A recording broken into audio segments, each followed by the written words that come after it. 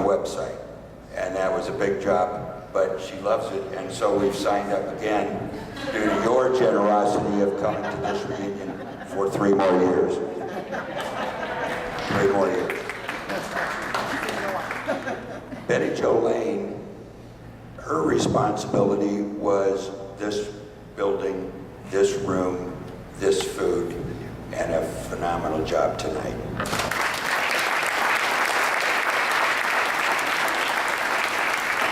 And she also was instrumental, if you get onto the website, which I've been on the other classes and none of them have done it, but we not only honor the people who were our classmates in past, but we have on the website their obituaries.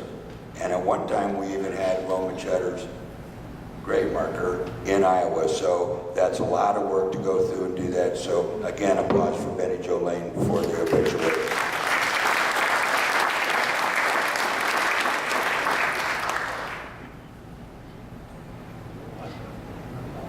By the way, the auction's going good, but we could use more money because the committee needs to go on vacation now.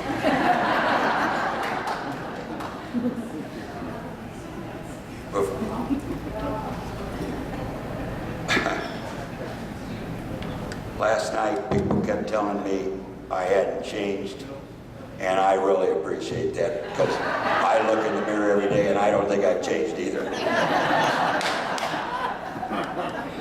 At this time, I'd like to introduce you to a good dear friend and have her come up. I need to interview her for a minute.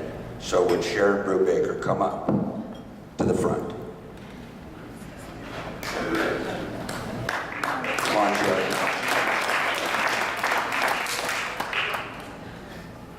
Sharon, would you do me a favor? I would like you to tell the class where you were last weekend, and then after you tell the class where you were last weekend, the reaction of your husband.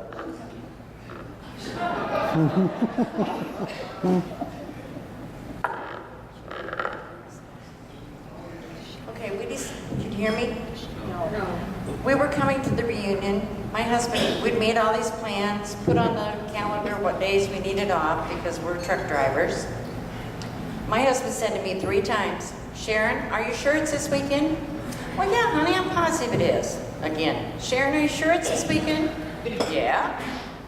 So we made all of our plans and had both of our truck drivers situated. So we came, stopped in Indianapolis, our oldest sons, said hi to them, came on up to my cousins, we got here Wednesday night, Thursday we kind of messed around Friday morning.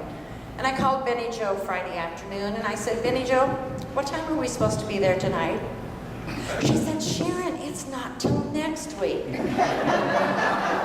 Oh, I don't know what I'm gonna do. Oh, how am I gonna tell my husband? He's gonna be so furious with me.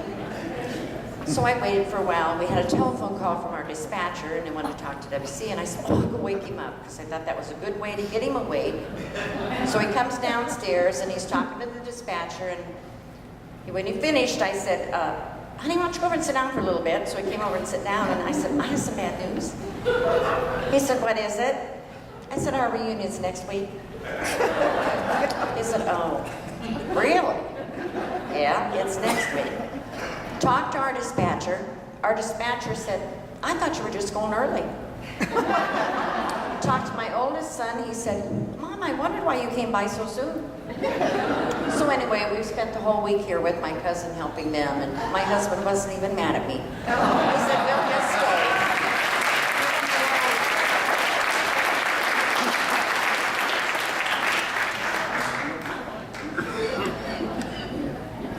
Okay, the next important thing is I want to know who put the animals in the library and how did they get them out. Stand up and fess up. Who did it? I knew you weren't going to stand, but there were animals in the library.